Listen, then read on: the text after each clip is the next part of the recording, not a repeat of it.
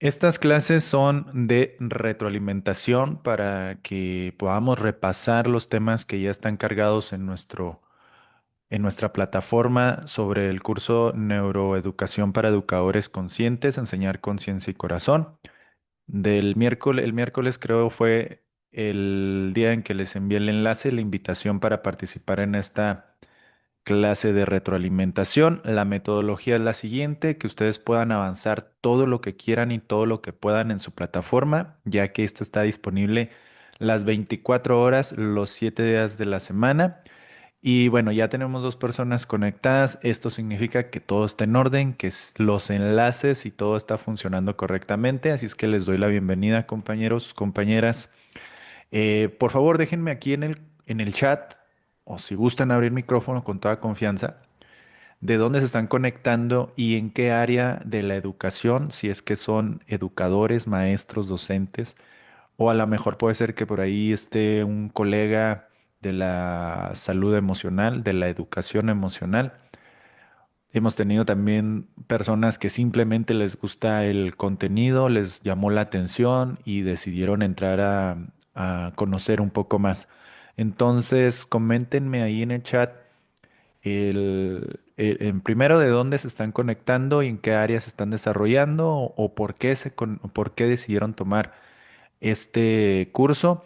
Y también quiero que me digan si es la primera vez que se conectan o si ya se han conectado anteriormente a una clase en vivo. Ahí, por favor. Les comento de nuevo que la clase está siendo grabada para que posteriormente puedas tú retomarla o repasar la clase en dado caso de que así lo prefieras o también tomando en cuenta a nuestros compañeros que por alguna razón pues no pudieron conectarse en este día, pues esta clase está disponible, posteriormente se va a subir ahí a su plataforma para que ustedes puedan repasar este contenido. Sí, todo bien, todo bien, compañeras. Ustedes que están conectadas van a ser las que me van a estar dando retroalimentación sobre cualquier detalle que vean aquí respecto a lo técnico de la plataforma o de la presentación, ¿ok?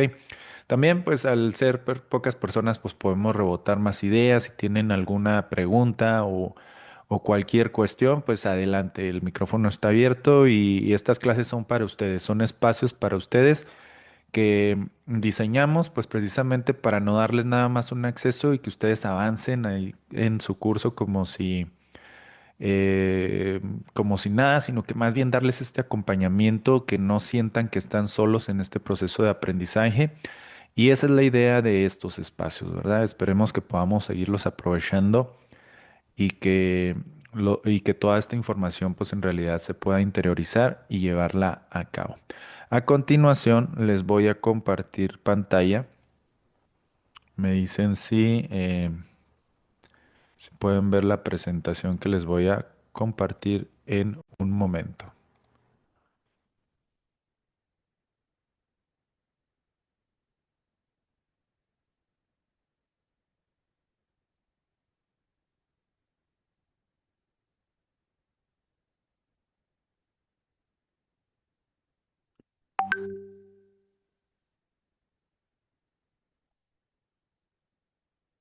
Nos dice Silvia, buenos días, me conecté la primera vez.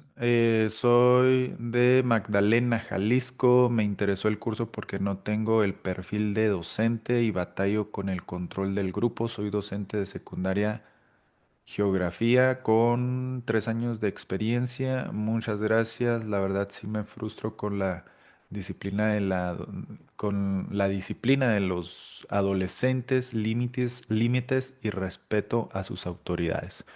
Bueno, y es un tema interesante y sobre todo, bueno, pues vamos a estarlo desenvolviendo ahorita más adelante, pero es un tema que tiene todo un contexto, ¿no? Del por qué se da este tipo de comportamiento, de por qué estamos pasando por este tipo de situaciones, no solo como educadores, sino también como padres de familia. ¿Qué factores hay a nuestro alrededor para que esto esté sucediendo? ¿Es cuestión del núcleo familiar o es cuestión de de la época o era digital en la que estamos? Hay muchos factores. Pero bueno, este curso, tal como su nombre lo dice, vamos a tratar de adentrarnos a lo que es el conocimiento de nuestro cerebro, cómo aplicarlo no solo en el campo profesional, sino también en nuestro desarrollo personal. Creo que es importante que antes de llevar cualquier concepto, técnica, dinámica o lo que queramos aplicar en nuestro ambiente educativo, pues primero tiene que pasar por nosotros. Nosotros los psicólogos decimos que tenemos que ser remunerables en el sentido personal con las técnicas y habilidades que aplicamos a las personas que se acercan a conocer más sobre el conocimiento de ellos mismos, ¿no? Para poderlo eh, compartir, pues primero para antes compartir una técnica o un concepto, primero tengo que interiorizarlo y poderlo llevar a cabo. Entonces, no es tampoco nada más almacenar conocimiento, saber qué es una neurona o cuáles son las estructuras cerebrales o cuál es la función de una emoción, cuáles son los procesos cognitivos, emocionales, sino que el sentido que le vamos a dar con la conciencia, o sea, qué es lo que vamos a tener que integrar primero nosotros para poderlo aplicar. Es la segunda vez, nos dice Silvia, que se conecta. Janet, es tu primera vez, me comentaste, ¿verdad? ¿Quién o quién no, quién me dijo? Me conecté la primera vez. Silvia, es la segunda. Ah, ok. Bueno, entonces ustedes dos que ya están conectadas, ¿ya se conectaron anteriormente a la primera clase? Ok, muy bien. Entonces ustedes ya entraron a la plataforma, ya saben cómo funciona, ya avanzaron en sus clases que están ahí grabadas. Es decir, ya iniciaron sesión en su plataforma. Eso es muy importante, ¿eh? Porque fíjense que me han llegado mensajes de compañeros. Tenemos este grupo, esta generación es cerca de 35 personas y nosotros como valor agregado a este curso decidimos darles clases en vivo para retomar clases, retomar temas, compartir conceptos, experiencias y demás, hacerla más rica. ¿Verdad? Entendemos que muchas veces pues se nos complica y más, ¿verdad? Ayer tuvieron una carga de trabajo para esto, lo del consejo técnico que tienen a final de mes y puede ser que se les complique, que sea difícil conectarse, pueden pasar situaciones, ¿verdad? Pero la idea es de que tengamos estos espacios para repasar el contenido, para que todo esté funcionando perfectamente.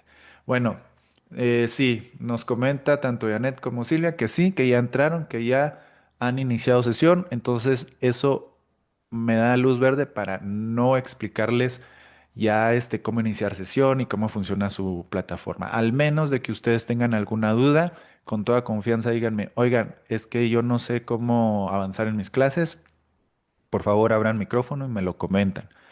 Les comento todo esto porque les digo, este grupo es de cerca de más de 30 personas y de repente me llegan mensajes de que, ¿por qué no ha habido clases en vivo? Les digo, las clases en vivo son de repaso, son de retroalimentación.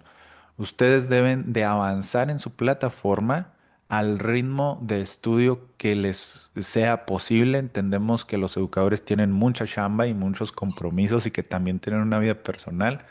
Y entonces, lo ideal es que tú avances, si tienes chance a las 12 de la noche de avanzarle una clase, hazlo. Si tienes chance a las 3 4 de la tarde, hazlo. El, la intención aquí es que tú avances a tu ritmo y luego cuando nos veamos aquí en esta clase en vivo podamos compartir alguna duda, alguna inquietud y así es más o menos la metodología que tenemos. Silvia, adelante, tienes la manita levantada si gustas comentar algo. Ah, sí, gracias. Buenos días, Buenos días. licenciado. Tengo duda con, por ejemplo, hay un apartado de por ejemplo, ahorita las grabaciones en vivo. Ujú. Ese ya hay como varios videos, no los he contado de los anteriores, ¿verdad? Sí. No he visto las grabaciones en vivo de los anteriores, pero me está marcando que ya vi el 100% y me faltan como el 80% o el 60% de ver esos videos. Muy bien, mira, la idea o lo ideal es que tú veas solo los videos que yo te voy a estar mandando a ver por medio de tu grupo. Cuando tú te inscribiste al curso, se te dio tu acceso, que es el nombre de usuario, la contraseña y la plataforma y un video de bienvenida. Y Sí, también se te dio el acceso a un grupo comunidad, que es donde yo les estoy comentando cuando vamos a tener clases en vivo. Lo ajá, ideal, Silvia, es que cuando yo te diga, hay clase en vivo el próximo sábado, clase de retroalimentación, esa clase corresponde a tu generación. Las clases que están ya cargadas ahí son de generaciones pasadas. sí. Puedes tomarlas, ¿verdad? Pero lo ideal sería que pudieras conectarte en el momento en que hacemos las clases en vivo, pues precisamente para esto, ¿verdad? Para aclarar dudas, para que tú digas, oiga, no entendí este concepto, o me parecería mejor si me explicara esto, o tengo una opinión sobre lo siguiente, etcétera, etcétera, etcétera. Lo Ujú, ideal es que veas las clases que te vamos a estar dando en vivo y esa ujú. sección es específicamente para almacenar estas mismas clases. Por ejemplo, esta clase que vendría siendo la segunda para ustedes va a reemplazar la clase que ya está cargada en la plataforma. Esto es Ah, para que nuestros compañeros que no pudieron conectarse ahora por X motivo, pues ellos puedan ingresar el día de mañana o pasado mañana y tomar esta clase de retroalimentación, de repaso. ¿Sí? entonces, no es necesario verlas porque ya las conté, son 4 las Sí. clases y yo Sí, creo son que nada más cuatro y son clases extensas, ¿eh? Son clases de cerca de sí, 2 horas. 2 horas. Entonces tú mejor, en lugar de meterte a esas clases, pues mejor avanza en tu curso. Ah, Sí, me brinqué al módulo 1, ya nada métete al más me módulo falta. uno y luego ahí vas Ajá, avanzando. Ahí hay recursos descargables. Dale clic. películas. Sí, explora todo bien ahí. En la parte de abajo del video está 3 botoncitos o 4 que dice contenido, archivo, enlaces. Todo lo que esté ahí debajo, tú explóralo, ábrelo y explora todo el contenido que tenemos ahí. Sí, al último hay una actividad al final del módulo. Apenas estoy en eso. Muy bien, no, sí, y en caso de que tengas alguna duda, también cuando se te dio el acceso al curso, también te compartieron un enlace que dice atención alumnos. Mm, En ese enlace tú le das clic y te va a redirigir a un WhatsApp donde yo tengo acceso. Y prácticamente si tú tienes alguna duda sobre algún contenido, algún tema, pues prácticamente me vas a mandar un mensaje a mí vía WhatsApp. Y de esa manera, pues yo ahí te complemento, trato de aclarar tu duda. ¿Sale? gracias. Muy bien. Gracias a ti. Bueno, compañeras, pues estamos aquí en nuestro curso. Que, ¿Qué tal de frío por ahí? Ay, aquí ya hace frío. Miren, ahí traigo mi chamarrita y mi suéter. Ya está bueno el frío por acá en el estado de Chihuahua. Ya se nos está poniendo bastante frío. Pero bueno, vamos a avanzar en nuestro contenido. Bueno, aquí les presento un pequeño diagrama de Venn, donde tratamos de asimilar los contenidos que vamos a estar tocando en todo el recorrido de nuestro curso en Neuroeducación para Educadores Conscientes, temas que van muy relacionados con lo que es precisamente mi expertise como psicólogo, claves para entender y acompañar a nuestros alumnos. En la educación, pues ustedes son los másters, son los que ya tienen tiempo dentro de la educación o de la docencia, tienen pues ya simplemente todos los días yendo a conocer a sus alumnos. Y bueno, nosotros vamos a tratar de aportarles a ustedes desde nuestro conocimiento de la psicología y desde una divulgación responsable de las neurociencias, todo lo que tiene que ver con el conocimiento del sistema nervioso central enfocado en la educación y tratar de entregárselos a ustedes de una manera práctica, sencilla, que ustedes digan, esta información la pude bajar correctamente, la entendí, la interioricé y la puedo aplicar. Bueno, pues vamos a continuar con con este contenido. Déjenme más. Déjenme nomás. Aquí está. Bueno, ya me comentaron que ya habían entrado a anteriores clases. Regularmente empiezo con esta primera diapositiva. La intención es siempre agradecer a las personas que están del otro lado de la cámara, que ustedes no ven, ¿verdad? Pero que también son parte importante de nuestra institución, de la Academia de Actualización y Desarrollo Educativo de Latinoamérica, que pues coincidimos en algún momento en nuestro proyecto de vida y es así como se hace esta academia y que pues quiero extenderles el agradecimiento constantemente o regularmente lo hago cada vez que tengo oportunidad, tanto de manera presencial como en línea. Un agradecimiento sincero a mi compañera Miriam Cano, Carla Deniso Gas, Marisela Jiménez, Ivonne Escárcega, Lady Vaca, Paola Orpineda, Rosa Villalobos y Jaime Villalobos. La segunda intención, como ya a lo mejor lo han visto en clases anteriores, es decirles que pues todo este contenido no se dio de la noche a la mañana, ha sido un proceso donde se ha ido desarrollando los temas, las experiencias y demás que nos ha ido engrosando en todo este contenido educativo. Todo empezó por allá en el 2015, desde el momento en que tuve la oportunidad de visitar diferentes escuelas a nivel regional aquí en mi ciudad y el proyecto fue creciendo, lo hicimos en línea, fuimos de los primeros y todo esto nos ha permitido ir a diferentes lugares a compartir este tipo de contenido. Y ustedes pues ya son parte de esta historia porque pues antes no teníamos clases en vivo y ahora pues tenemos esta oportunidad de poder compartir los temas, de poder rebotar ideas, de compartir experiencias que muchas veces son las que en verdad se nos quedan, ¿verdad? Cuando escuchamos por ejemplo, o cuando escuchamos, déjeme cuento esta anécdota, esta historia, esto que me pasó. Prácticamente es como si nuestro cerebro se encendiera y empezara a enfocar toda la atención y toda su energía a ese momento específico.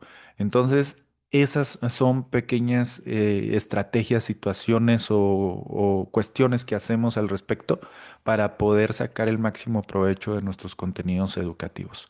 Bueno, pues avanzando con esta clase que preparamos para ustedes, les comparto que principalmente estamos respaldados por nuestras dos instituciones, INAD, Instituto de Neurociencias Aplicadas al Desarrollo, y ADE, la Academia de Actualización y Desarrollo Educativo de Latinoamérica, que son instituciones hermanas, ambas con el propósito educativo y que cada una desde su expertise, pero siempre enfocadas en la educación.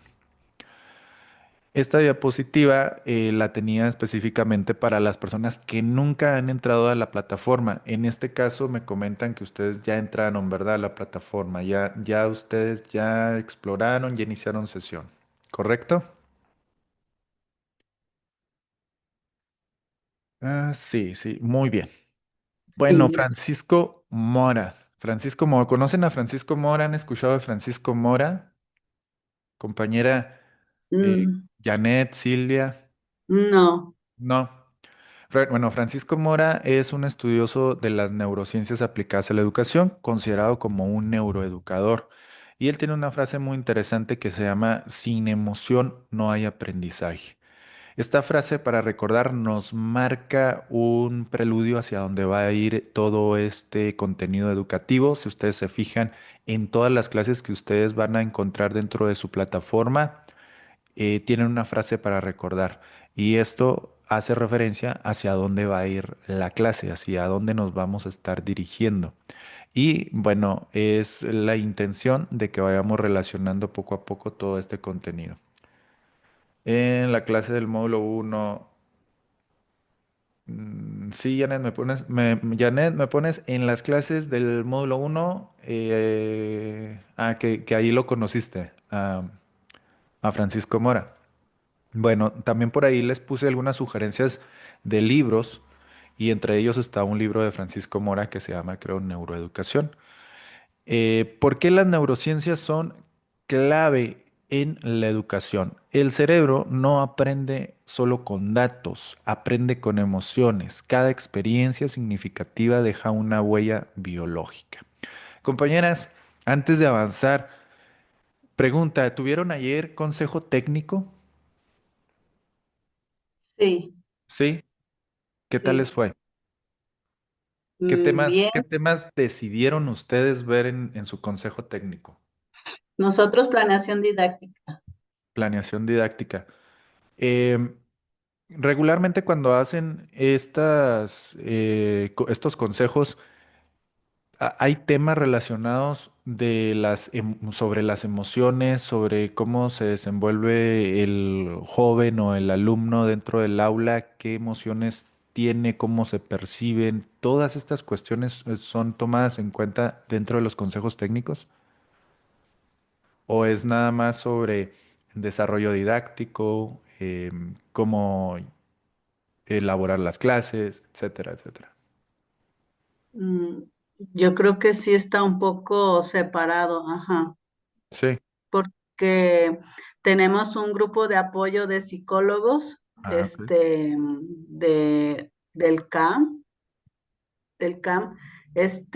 son dos psicólogos que están ahí y aparte tienen taller por un mes los adolescentes de primer grado de secundaria con la otra psicóloga de otra organización.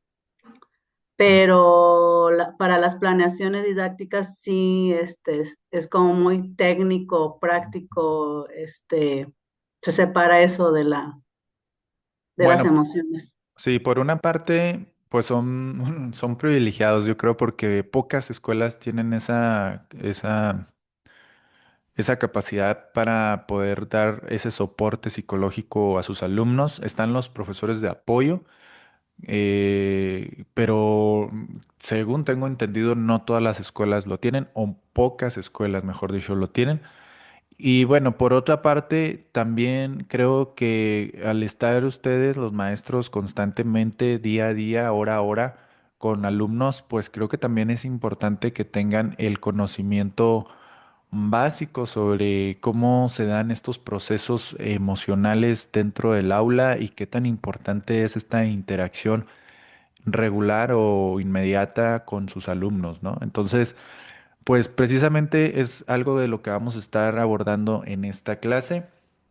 Nos pone por acá Janet, sí, se da un espacio para platicar sobre casos de los alumnos y el cómo nos hemos sentido en clase con los niños. Perfecto. Muy bien, bueno, pues vamos a avanzar en esta clase de retroalimentación que tenemos. Vamos a tocar estos cuatro pilares principalmente para concluir nuestra clase. Vamos a tratarlo de hacerlo de la manera más fluida, pero en cualquier momento ustedes tienen total libertad de abrir micrófono o expresar su inquietud, su pregunta, su duda. Puede ser por chat o abrir micrófono como ustedes lo deseen. Vamos a comenzar con la emoción. Compañeras que están conectadas en este momento, ¿es lo mismo una emoción que un sentimiento? No. ¿Cuál es la diferencia? ¿Cuál sería la diferencia para La usted? emoción es instantánea y el sentimiento perdura. La emoción es instantánea y el sentimiento perdura. Muy bien. ¿Por cómo se da esto del... Bueno, esa es la principal diferencia, ¿verdad? En pocas palabras, el tiempo. Y esto significa que la emoción también es un proceso. Dice Janet, yo tengo una pregunta, pero no está relacionada al tema de las emociones. Coméntanos, Janet, sin problema, te escuchamos o te leemos. Buenos días, no sé si se escucha. Sí. Sí. Mi pregunta va relacionada al diagnóstico. Yo tengo un chiquito de 5 años, Ajá. el cual pues tiene crisis y a veces le duran más de 10 minutos, donde se enoja y empieza a patalear, pero no tenemos un diagnóstico como que va y viene. Hay veces que los papás nos dicen que sí tiene autismo, hay veces que solo nos dicen que tiene apraxia del lenguaje y ahí cómo intervenimos si no tenemos como un diagnóstico certero ¿No de tienen lo que maestros de nos viene. apoyo? Maestros de apoyo no tienes, ¿cómo se llaman los más? Ah, No, no tenemos ni CAM ni USAER. Hay sí, psicóloga No en sé. el colegio, pero por más juntas que hemos tenido con los papás, pues el diagnóstico va y viene, o sea, nunca nos han dado No, pues es un que diagnóstico así. eso pues es principalmente parte del núcleo familiar que se tiene que encargar de de llevar al niño a la atención psicológica o incluso a algún estudio neurológico que Sí, trate de dar este tipo de explicación o diagnóstico al respecto, ¿verdad? O sea, ustedes son monitoreadores dentro del aula de clase, están observando comportamientos constantemente y los hacen ver a los padres de familia. Los padres de familia tienen que atender esta in- situación y intervenir. sí, y hacer la intervención profesional concreta, ¿verdad? No, El pues niño sí va con neurólogo, va a terapia de lenguaje y va a terapia psicológica. entonces Pero dice que ya le tanto han el hecho el neurólogo. electro Ajá. y que no sale nada y luego viene el papá y nos dice, no, sí, el día de hoy mi hijo es autista y al día siguiente, no, mi hijo no tiene nada. Es Entonces que hay veces que el diagnóstico es una estrategias hoja. y no funciona. Sí, el diagnóstico son diversas pruebas Nunca lo han llevado. que es una hoja donde te redactan si el niño tiene algún problema neuronal, neurológico, y este pues se atiende o se le da la consideración correspondiente eh, debido a lo que él presente como diagnóstico. En caso de que no lo tenga, pues ustedes no pueden darle el trato que ellos digan, ¿verdad? No, es que es autista. Bueno, necesitamos que nos des ese respaldo porque si tiene este diagnóstico también tiene que tener a lo mejor posiblemente algún tipo de medicamento o algún tipo de cuidado especial o algún tipo de consideración. Si no hay esto, pues tú tienes que desenvolverte en la clase de manera normal, aunque pues entiendo que va a ser complicado, ¿verdad? Porque este tipo de situaciones, este tipo de situaciones o niños suelen desequilibrar el ambiente educativo y si no se tienen estas consideraciones o estos diagnósticos bien claros, pues caemos en pura incertidumbre y algo que odiamos tanto en nuestro cerebro como personas es la incertidumbre. Necesitamos tener el dato concreto para poder abordarlo o para empezar a ver cómo abordar el tema preciso de su diagnóstico en caso de que lo tenga.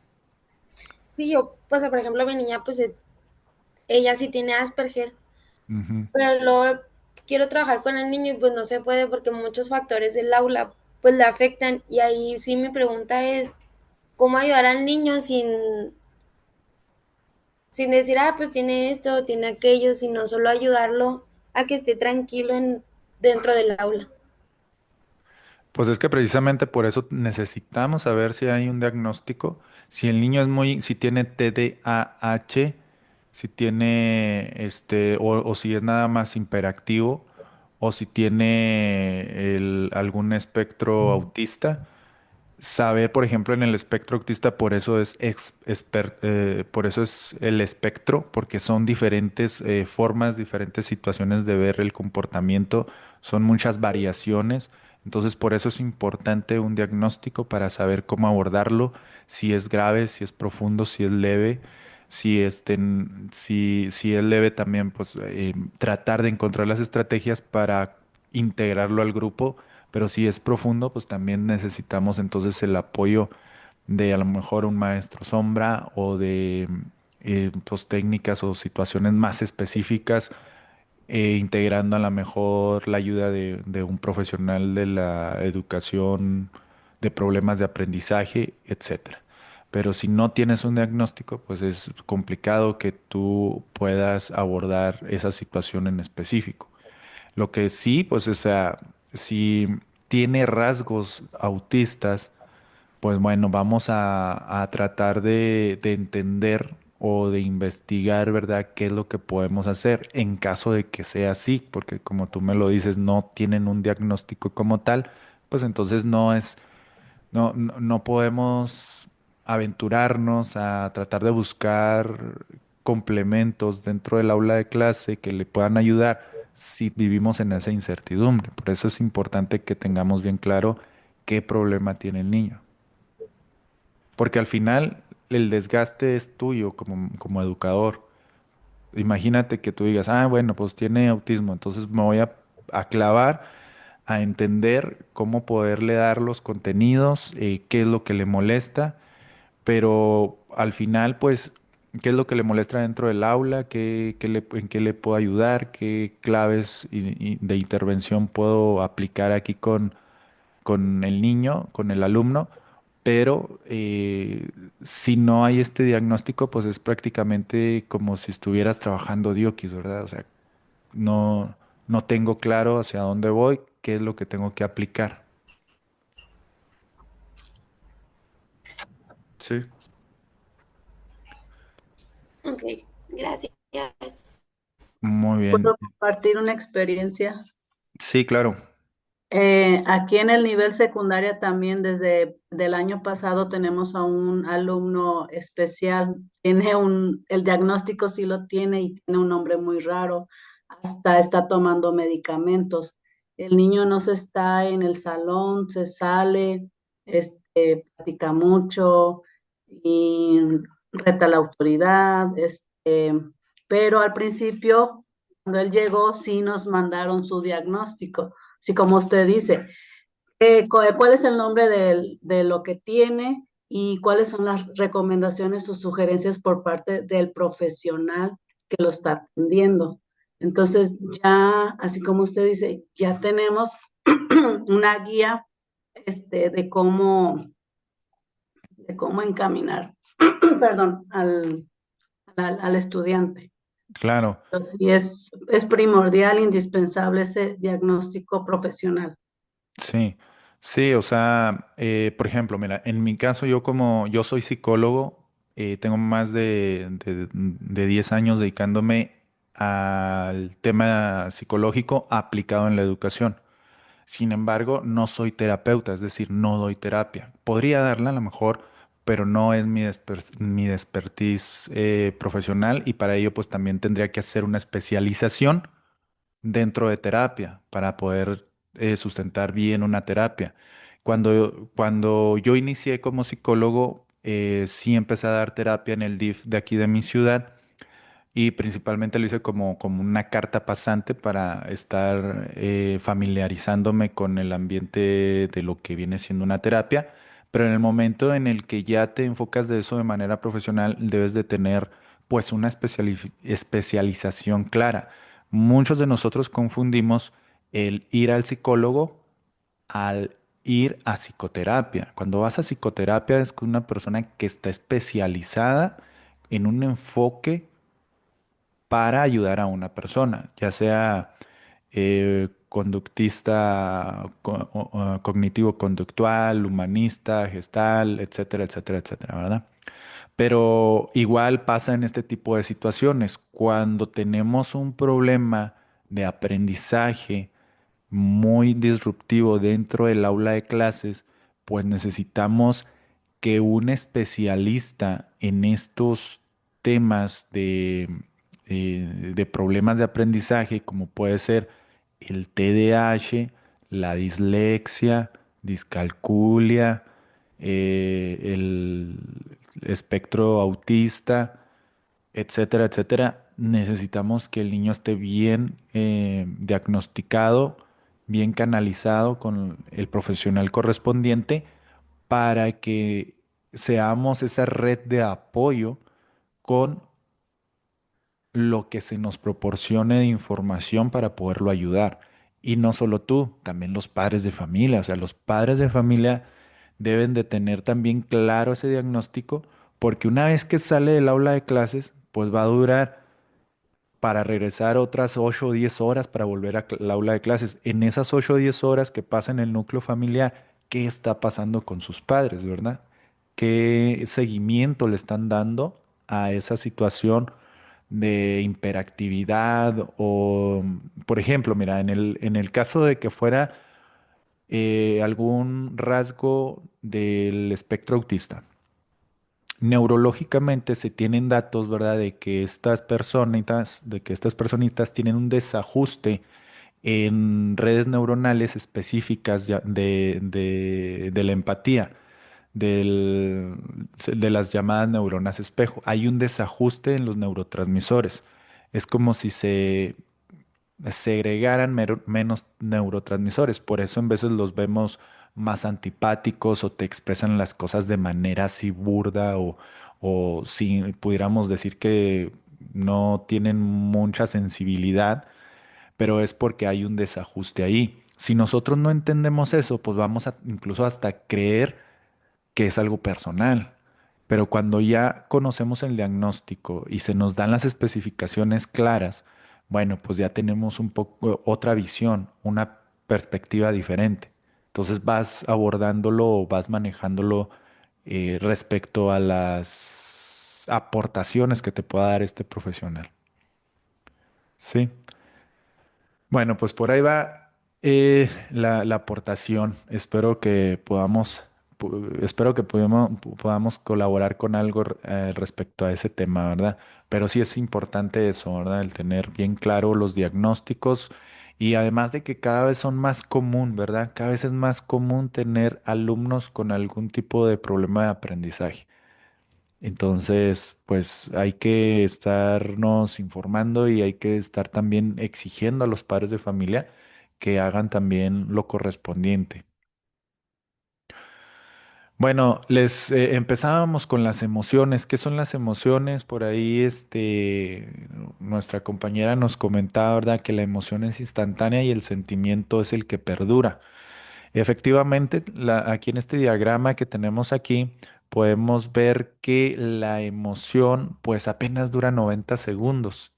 Y pudiéramos decir, ¿cómo es posible que una emoción dura 90 segundos? Y como me lo dijo en una ocasión una señora cuando le expresé este dato, dijo, no, eso es imposible porque yo ya tengo más de 2 años odiando a mi ex esposo.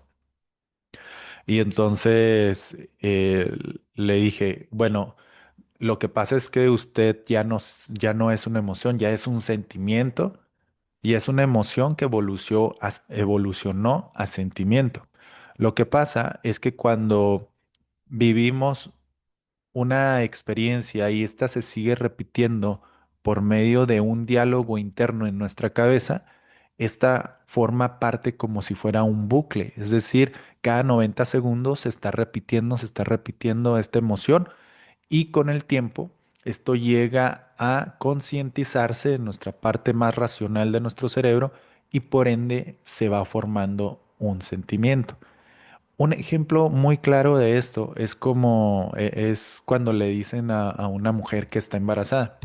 No sé si ustedes tienen hijos, pero si es así, recuerden cuando les comentaron que estaban embarazadas y entonces dijeron, voy a tener un hijo". Y durante esos 9 meses o el tiempo que pasó para que ustedes tuvieran en sus manos a sus hijos, pues se fue retroalimentando un pensamiento, una idea cada vez más intensa. Hubo, hubo perspectivas, hubo formas de pensar, cómo le voy a poner, expectativas, hubo muchas situaciones que se vivieron durante todo ese tiempo y que poco a poco esa emoción fue evolucionando a un sentimiento mucho más fuerte. Cuando decimos tengo cariño hacia una persona, podríamos decir de una emoción primaria, pero cuando decimos amo a esa persona, pues estamos hablando de una emoción secundaria que es mucho más fuerte al grado de ya interiorizarlo como una emoción. Entonces, este diagrama que les presento aquí nos dice que las emociones duran 90 segundos, pero que éstas evolucionan con el tiempo. Y si esto se repite cada 90 segundos, pues puede llegar a evolucionar a lo que es un sentimiento. Otro ejemplo muy común que yo comparto precisamente en este tema es como cuando, por ejemplo, vas caminando por la calle y de repente te sale un perro y te ladra así muy cerquitas. No sé si te haya pasado alguna situación similar. Pero cuando pasa eso, ¿qué es lo que percibes de inmediato, verdad? Una emoción, ese susto que te saca ese perrito porque te ladró muy cerquitas y casi se te sale el corazón, ¿verdad? Sí, sí asemejas ese ejemplo. ¿Y qué pasa cuando sigues caminando y ese perro ya queda atrás? Ese perrito ya queda atrás. Bueno, pues vuelves a tu estabilidad, recuperas tu estado emocional normal. ya nadie te está ladrando, ya pasó esa situación. Pero, ¿qué hubiera pasado si ese perrito te hubiera alcanzado a agarrar un chamorro? ¿Qué hubiera pasado? Bueno, pues una serie de acontecimientos que iban a estar retroalimentando esa situación en específico. A lo mejor hubieras tenido que acudir al hospital, hubieran tenido que hablarle a una ambulancia, hubieran tenido que saber si ese perrito tenía rabia. Si tenía rabia, pues imagínate todo lo que tuviera que haber pasado, inyecciones, protección, etcétera, etcétera, etcétera. Y prácticamente hubieras perdido todo un día atendiéndote de manera médica. Esa situación en específico va retroalimentando un pensamiento. Se dice que el pensamiento es el padre de la emoción. Cuando más piensas sobre una situación, la emoción se va fortaleciendo. La próxima vez que pases por esa misma calle donde está ese perrito, lo vas a pensar dos veces y vas a decir, no, ya no paso por ahí porque me muerde el perro y me muerde ese perro. O incluso cuando ya llegamos a evolucionar esto a una patología, como puede ser una fobia a los perros, es que estás en tu casa y ves pasar un perro y sales corriendo para adentro para que no te muerda. Ese es un miedo irracional que evolucionó de manera desproporcionada a partir de una situación específica, como el ejemplo que te acabo de dar.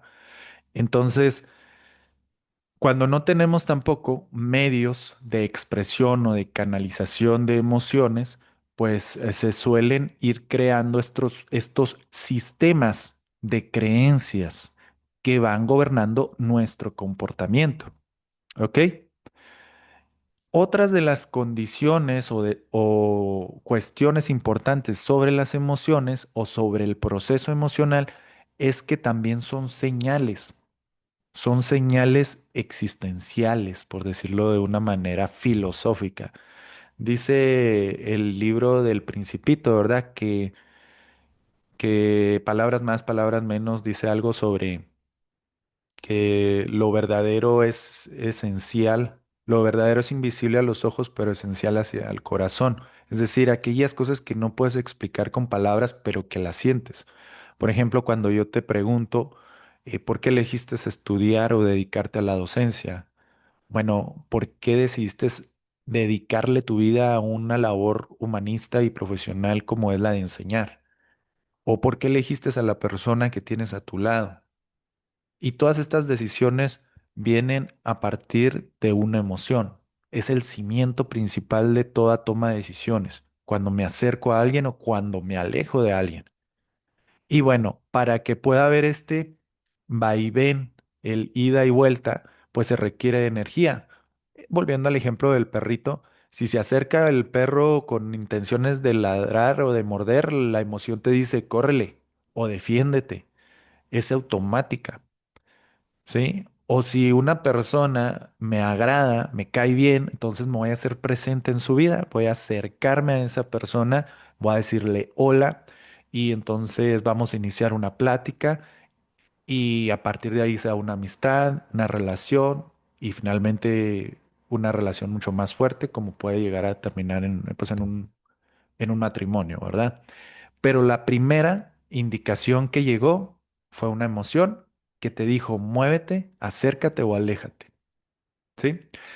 Y bueno, este es el fundamento principal de las emociones. Ahora, ¿cómo lo podemos aterrizar a nuestra aula de clases? ¿Cómo se sienten nuestros alumnos cuando entren al aula de clases?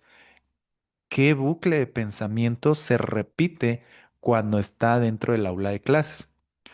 Dice aquí que las emociones son respuestas breves del cerebro de apenas 90 segundos y que surgen ante un estímulo y nos orientan sobre cómo actuar o reaccionar. Son energía en movimiento que nos guían hacia actividades que nos dan placer o disfrutar. Otra pregunta interesante, compañeras, ¿qué diferencia hay entre placer y disfrutar o es lo mismo?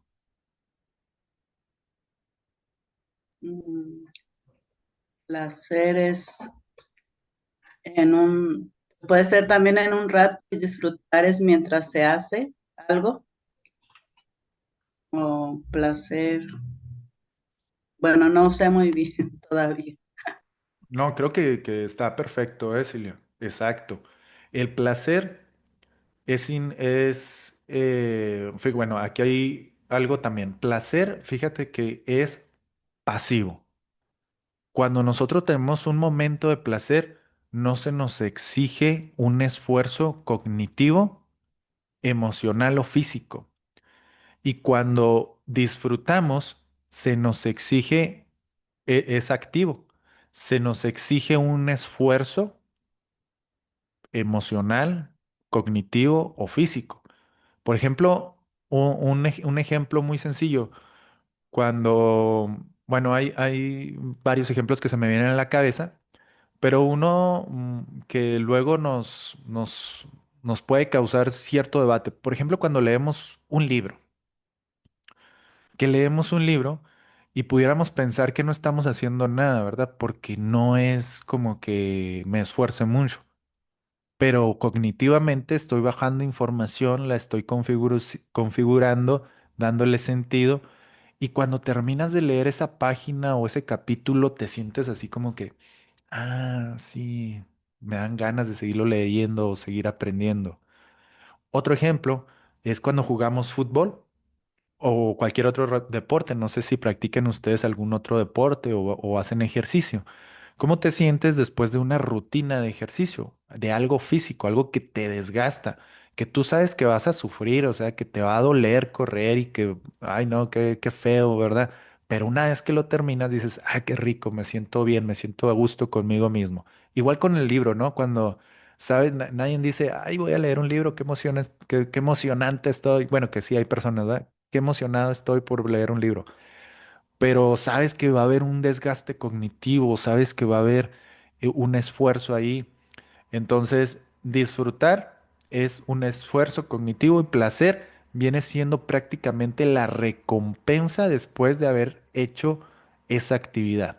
En el caso de, por ejemplo, cuando haces alguna actividad deportiva y terminas tu semana de constantemente haber hecho ejercicio, dices, el sábado o el domingo me voy a dar una recompensa, me voy a comprar unas palomitas y voy a ver una serie de Netflix. Ese es el placer. Cuando terminas de leer un libro, me voy a tomar una copita de vino y voy a disfrutar o voy a tener este placer combinado con esta actividad que disfruto como leer un libro, por ejemplo. Entonces aquí lo interesante es saber primero anteponer las actividades que nos hacen disfrutar situaciones para después darnos la recompensa por medio de un placer, no al revés, porque si lo haces al revés, porque muchas veces creemos que placer es igual a felicidad y es al contrario. Las cuestiones que nos retan, como leer un libro, alcanzar un proyecto, tener una buena calificación, tener esa sensación de logro, esa es parte de nuestra vida diaria o de nuestra actividad cotidiana que nos va a dar felicidad. Y la recompensa va a complementar esa situación por la que trabajamos. Entonces las emociones son educables, podemos aprender a reconocerlas e incluso a transformarlas. Y cuando una emoción se sostiene en el tiempo mediante el pensamiento, se convierte en un sentimiento. Al repetirse, ese sentimiento da forma a nuestro sistema de creencias y con él a nuestra identidad emocional. Lo que sentimos, creemos y somos. Prácticamente la emoción también se va a evocar mucho en nuestra identidad, porque a partir de una emoción se forma un pensamiento. Bueno, el pensamiento retroalimenta la emoción y se forma un sistema de creencias. Y el sistema de creencias va a ser lo que nosotros somos como personas. Preguntas, dudas hasta aquí con esto de las emociones, del proceso emocional. ¿Alguna pregunta, alguna cuestión, algo que no quedó claro?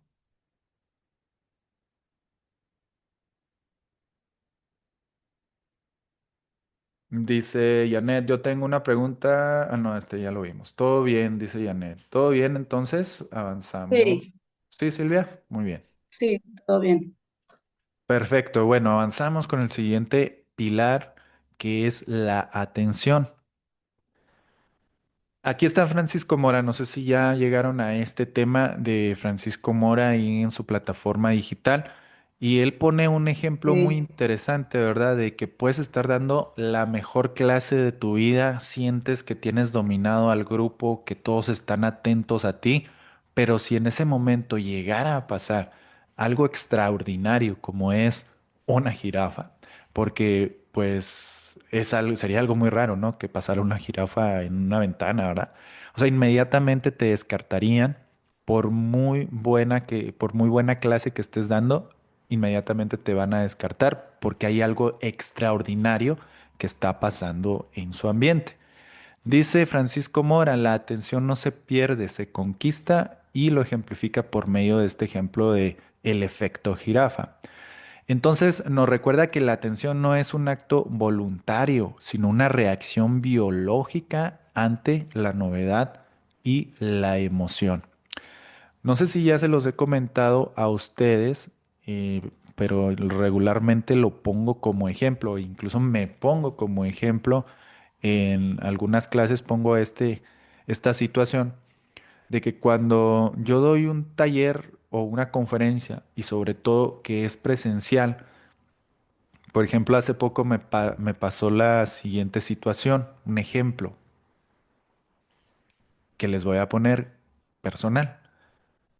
Resulta que me invitaron a dar una pequeña charla en un, ay, ¿cómo se llaman? Donde van los empresarios. Canacintra es un lugar donde se reúnen los empresarios y traen conferencistas y regularmente hablan pues de temas de empresas. Y en ese momento me invitaron para que yo les diera una pequeña charla sobre la educación emocional y cómo son las emociones dentro de las empresas, etcétera, etcétera. Pues los empresarios ya se habían chutado ahí como unas 5 conferencias, cada conferencia de aproximadamente una hora, hora y media. Y pues enseguida iba yo, ¿no? Era casi ya de los últimos. Ya los empresarios, aunque son personas muy animadas, ¿verdad? Pues ya estaban en las últimas, ¿no? Estaban con la cabeza sostenida, estaban nada más brincando de un lado a otro en su silla. Y entonces, como yo empiezo mis conferencias, es de una manera muy disruptiva. Tengo un pequeño teléfono, no tengo aquí, tengo un teléfono viejo, ya todo quebrado, y cuando me hablan para pasar a dar la conferencia, me presentan y toda la cosa, y me subo yo al escenario, y podría apostar que por la cabeza de todos los empresarios pasó, ay, otra estúpida conferencia más, a ver a qué hora se acaba esto. Eso lo percibí y lo percibes de inmediato, ¿verdad? Y más cuando te dedicas a este tipo de emociones y que sabes, ¿verdad? Sobre cómo, cómo se ve este tipo de comportamientos. Y pues mi estrategia inicial es, perdón, me están hablando por teléfono. Saco mi teléfono, hago como que estoy hablando, hago todos mis procesos actorales, ¿verdad? De empezar a gritar y a enojarme, y entonces agarro el teléfono y lo azoto, ¡pum! Y entonces todos los empresarios y todo el público se me queda viendo y se quedan así como que, ¿qué le pasa a este psicólogo? ¿Está loco o qué? Y una vez que ya capto su atención, empiezo a decirles, esto que ustedes acaban de ver se llama un secuestro por la amígdala. Y es cuando una estructura de tu cerebro empieza a tomar el control y bla, bla, bla, bla, bla, bla. ¿Y qué hice ahí? Salí del ordinario a lo extraordinario. Capté la atención de las personas y luego desarrollé el tema. Y entonces las personas, ¡pum! Aparte de que capté su atención, lo asociaron con algo que cotidianamente les puede estar pasando. Por ejemplo, y al último les decía, miren, este celular, este celular es el mío. El otro, pues era de utilería, por decirlo de alguna forma. Pero, ¿cuántas veces no nos ha pasado que perdemos el control y azotamos algo y al último eso que se quiebra lo tenemos que reparar? Los secuestros por la amígdala salen caros. Y entonces pues va relacionando el tema que es complejo, que es teórico, con algo personal, primero llama la atención y surgen todas esas curiosidades, toda esa actitud diferente respecto a una situación, ¿verdad? En este caso, un tema que para ellos eran, ay, las emociones, ¿a quién le importan las emociones? Yo quiero productividad, yo quiero que mis empleados trabajen. Eso es lo que muchos empresarios por ahí podrían haber estado pensando. Pero cuando les das este intro, ya pueden empezar a ir cambiando su forma de pensar. Eso como ejemplo se los pongo. Ahora, ¿cómo sería aterrizarlo en tu aula de clases? ¿Cómo podrías tú ser esa jirafa que llama la atención de tus alumnos y luego le metes una información importante que ellos van a utilizar y que se relacionan con su día a día? ¿Verdad? Dependiendo obviamente de tu contexto, de tu ciudad, del lugar donde estás, qué es lo que se acostumbra, qué es lo que les gusta, qué es lo que quieren. En este caso, también, por ejemplo, ya cuando voy yo cuando voy a una conferencia, a una preparatoria, a una secundaria, hago la misma introducción, pero lo relaciono a que, bueno, imagínate ahora como joven, ¿verdad? Que tienes este arrebato de emociones y que te peleas con alguien más porque no controlaste esa emoción, ¿qué consecuencia vas a tener? Ese es un secuestro por la amígdala. Tratar de aterrizarlo, la información, a algo que se repita en su vida. Y bueno, teniendo claro que tienes que tener estas estrategias específicas porque creo que ya te diste cuenta que estás compitiendo constantemente por la atención de tus alumnos, ¿verdad? La atención de tus alumnos cada vez es más complicado tenerla. Bueno, esto nos recuerda que la atención no es un acto voluntario, sino una reacción biológica ante la novedad y la emoción. ¿Qué pasó ahí biológicamente? Hubo adrenalina. Hubo noradrenalina, ¿verdad? Porque, caray, ¿qué le está pasando a esta persona? Se volvió loca, ok. Incluso uno como educador o como conferencista o tallerista o persona que está al frente de un grupo, sientes una emoción importante cada vez que vas a dar un tema nuevo. Y si te arriesgas a hacer cosas diferentes, la emoción es más intensa. En el aula, conquistar la atención implica activar al cerebro con estímulos que despierten curiosidad y sorpresa. La adrenalina eleva el estado de alerta, mientras que el glutamato potencia las conexiones neuronales que consolidan el aprendizaje. El glutamato viene siendo la chispa que enciende la neurona. Aquí podríamos también decir lo siguiente. Por ejemplo, muchas veces, pues no, imagínate todos los días que llegaras siendo una jirafa, ¿no? Gritando y haciendo borlote. Esto hay que usarlo de manera estratégica. No puedes llegar todos los días azotando el mismo celular, imagínate, pues no. Sin embargo, puedes también encender la curiosidad de tus alumnos con preguntas curiosas, con algo que salga de lo cotidiano.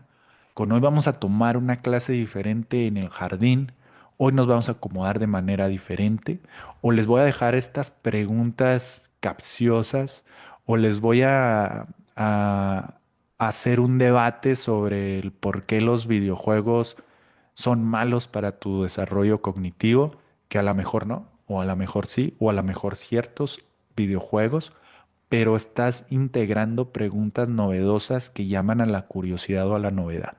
Obviamente siempre cuidando qué es el interés del alumno. Una pregunta inesperada, una historia, un cambio de tono, incluso los cambios de tono. Hay maestros que llegan y el mismo tono de voz, planos, planos. Alumnos, buenos días, siéntense. Y luego llegan y se sientan en su escritorio y no se vuelven a levantar. Todo eso pues es matar la curiosidad, el interés de tus alumnos. En cambio, si te levantas constantemente, pasas entre las filas, les tocas el hombro, los volteas a ver a los ojos, haces tonos diferentes de voz, los llamas por su nombre, eso es equivalente a la jirafa dentro del salón, ¿no? La atención se gana con emoción, se mantiene con sentido y se consolida con el aprendizaje. ¿Ok?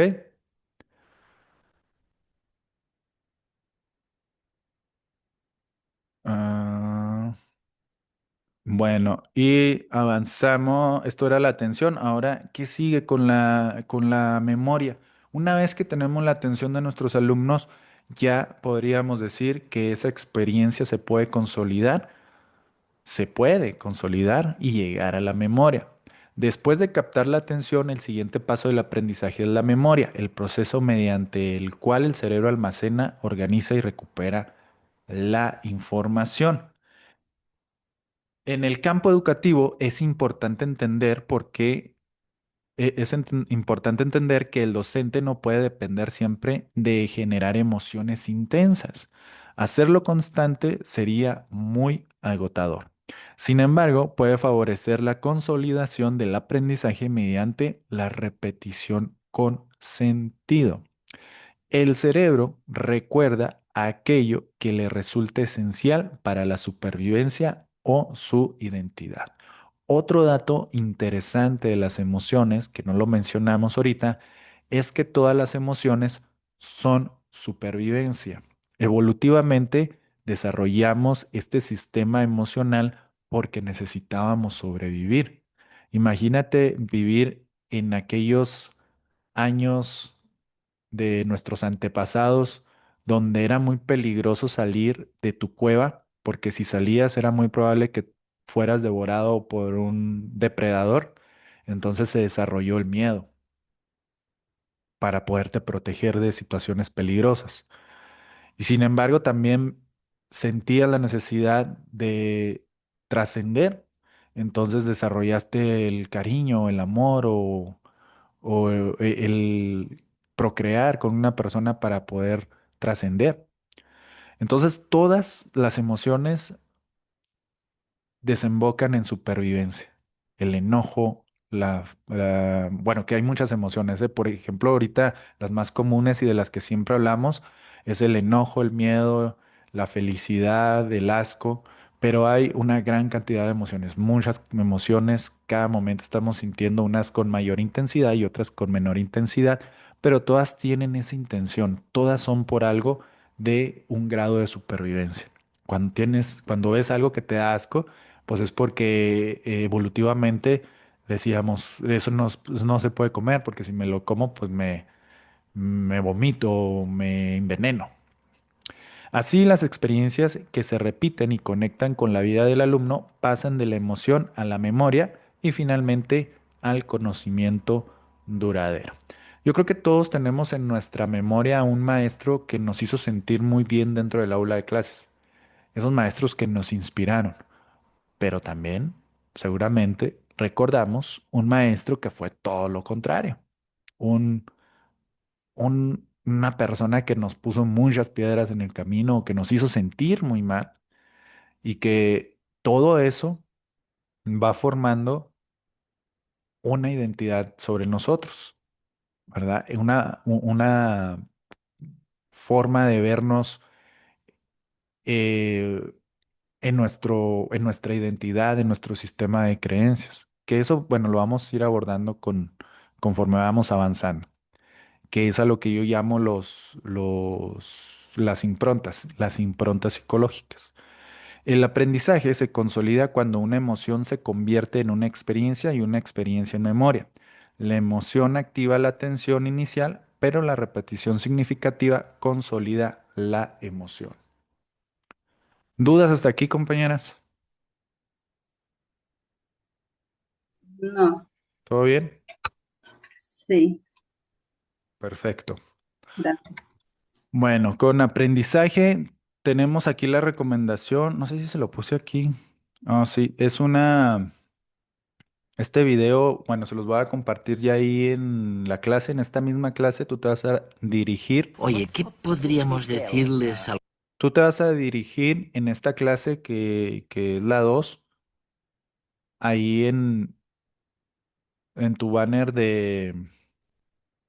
en tu banner de sesiones en vivo vía Zoom, te rediriges a esta clase y en la parte de abajo va a estar este enlace para que te avientes este video de la entrevista que le hacen a Ken Robinson.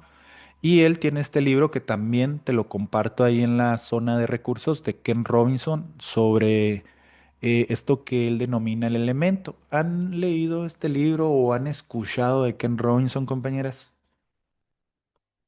No, ¿No? Estamos muy yo estoy muy desconectada. Pues Ken Robinson tiene este libro muy interesante. Ya se los compartí también ahí en su curso. Está ahí para que lo descarguen en PDF. El aprendizaje como proceso integral. El aprendizaje es la culminación de un proceso biológico, psicológico y pedagógico. No solo aprendemos contenido académico, también aprendemos formas de ser, de pensar y de relacionarnos, moldeando nuestra identidad a través del tiempo y de los procesos emocionales y cognitivos que nos acompañan. En la escuela, muchos temas pueden parecer ajenos del interés del alumno. Sin embargo, la clave está en presentarlos de manera que el estudiante los perciba como significativos y necesarios para su desarrollo personal.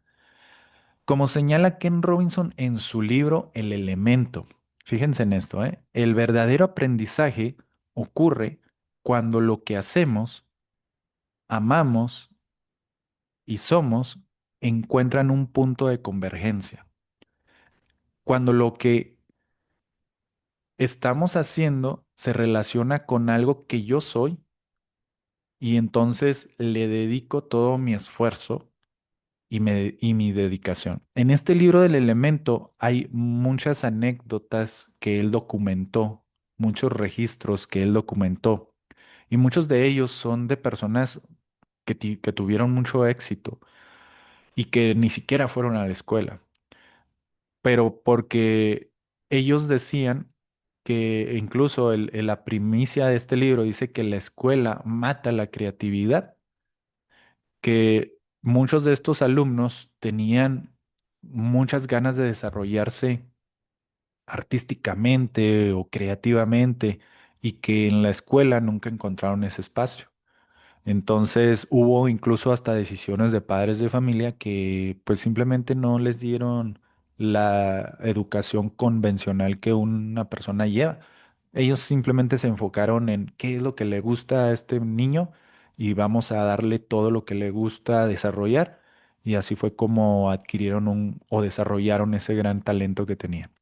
Entonces, ese libro ahí se encuentra para que se lo avienten, compañeras. Tanto el libro y aquí el video ahí va a estar disponible para ustedes. Bueno, a continuación, ay Dios, que le aplasté aquí. A continuación, aquí tenemos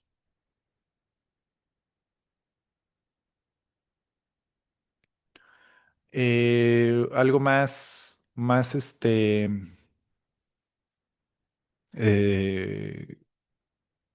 de tecnicismo, podríamos decirlo, dentro de las neurociencias sobre cómo es nuestro cerebro. Estas son las estructuras o los lóbulos más comunes dentro, bueno, comunes o son los lóbulos que están registrados dentro de nuestro cerebro, que es el lóbulo prefrontal, el lóbulo parietal y el lóbulo occipital. En el lóbulo prefrontal, en la parte frontal de nuestro cerebro, que es esta que está aquí enfrente, en nuestra frente, valga la redundancia, dice, el lóbulo frontal es el director del cerebro. Este se encarga de tomar decisiones, de ejecutar, de planificar, nos ayuda a regular las emociones y a comportarnos adecuadamente y es clave para la resolución de problemas y la creatividad. Esta parte de enfrente de nuestro cerebro es la que prácticamente nos hace seres humanos. Es la charla interna que podemos tener con nosotros, es ese buen juicio o esa toma de decisiones que tenemos ante una situación. Hay un dato muy curioso sobre esta estructura cerebral y una de ellas es que esta estructura cerebral termina en madurar aproximadamente hasta los 25 años. Por eso no es casualidad que veamos tanto comportamiento irracional de nuestros alumnos. Por ejemplo, no sé si les ha tocado ver a jovencitos en motos que van a una gran velocidad y sin casco, o que tienen esta cercanía al riesgo siempre, ¿no? Que andan buscando el peligro y que andan. ¿Por qué? Bueno, porque la parte frontal de su cerebro aún no está totalmente desarrollada. Pero esto no quiere decir que que se termine de desarrollar a los 25 años, no quiere decir que esté completamente apagada. Esta frontal del cerebro es por la que nosotros como educadores y padres de familia tenemos que estarnos preocupando por estar estimulando en nuestros hijos y en nuestros alumnos. Porque de nuevo, fíjate todo lo que se encarga. Se encarga de la planificación, de la toma de decisión, del autocontrol. Nos ayuda a regular las emociones y a comportarnos adecuadamente y es clave para la resolución de problemas. Un ejemplo que se me viene también aquí a comentarles, y es algo que nos pasa cotidianamente, compañeros, compañeras. Ustedes seguramente lo han visto, no sé si tengan niños pequeños o adolescentes dentro de su familia y obviamente pues en en la clase. Pero miren, en una ocasión estaba yo jugando con mi sobrina, que en aquel entonces tenía como alrededor de 7, 8 años máximo. Y estaba yo jugando con ella un juego de mesa que se llama, ay, no me acuerdo, ¿cómo se llama ese juego donde sacas las tablitas? Así las vas poniendo arriba. Yenga, El Jenga. yenga. El Jenga. Estaba jugando yo con ella al Jenga. Y pues obviamente yo, pues ya grande, viejo, así como estoy, pues me era mucho más fácil ganarle porque ella incluso pues apenas estaba desarrollando sus movimientos finos y estaba complementándolos bien, ¿verdad?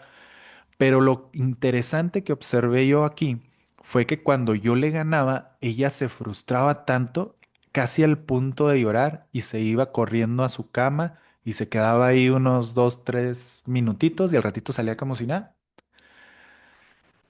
Y era esa incapacidad que tenía para manejar la frustración.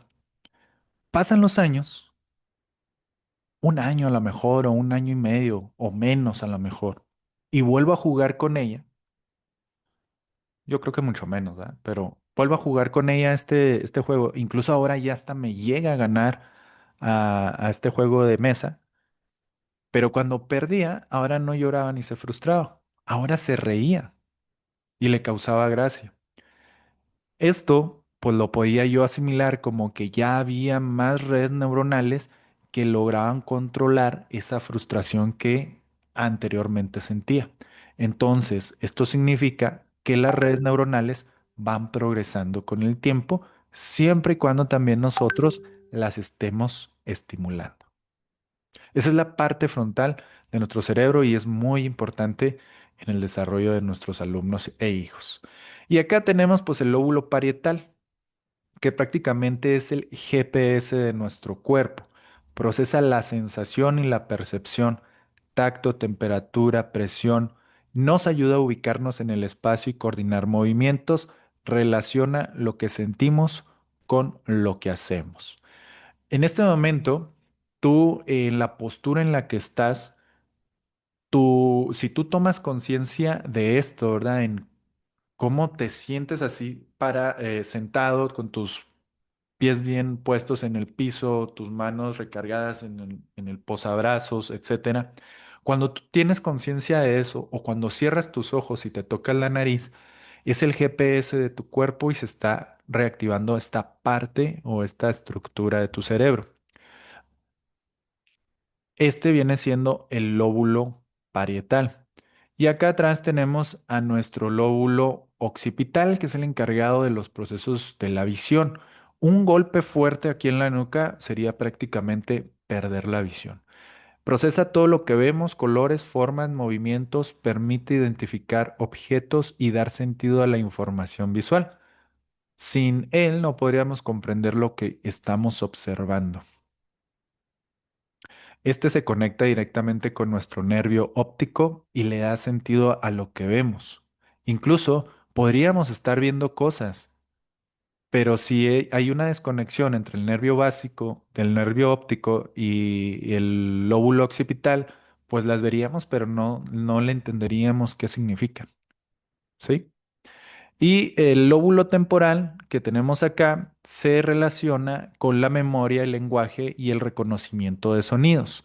procesa emociones y ayuda a interpretar lo que escuchamos, fundamental para aprender palabras, conceptos y relatos. Y aunque cada lóbulo, por ejemplo, datos interesantes también dentro de la divulgación de las neurociencias. Cuando nosotros nos referimos a lóbulos, nos referimos al área donde se encuentra esta estructura. Para empezar a describirla, por ejemplo, yo cuando te dije aquí cuáles son las funciones que hace, tendría que haber dicho corteza prefrontal. Cuando describimos lo que hace cierta estructura, es la corteza, no el lóbulo. El lóbulo es nada más para nombrar el área donde se encuentra. Pero cuando queremos describir lo que hacen, que es la función, tenemos que especificar que es la corteza. ¿Ok? Y aquí vemos una situación también interesante, porque estos son los principales lóbulos del cerebro, pero este lóbulo que está aquí oculto, que es entre visible y no visible, porque para verlo tendríamos que abrir un poco ahí el cerebro, y este es el quinto lóbulo que no está tan visible y es la ínsula. Viene siendo el sensor interno del cerebro. Y fíjense lo importante que es, detecta lo que pasa dentro de nuestro cuerpo, latidos, respiración, dolor, todo lo que percibe dentro de nuestro cuerpo, de nuestra propia acepción. Participa en la conciencia emocional, conoce lo que siento y por qué lo siento. Ayuda a identificar señales corporales para regular emociones como la ansiedad, calma y el disgusto. Es clave para la empatía porque permite percibir las emociones de otros al interpretar sus gestos y sus tonos. Y curiosamente, bueno, no curiosamente, científicamente, ahí justamente en esta área es donde se encuentran nuestras neuronas espejo. Las neuronas espejo que se encargan de identificar emociones en las otras personas y traspasarlas a nosotros para generar empatía.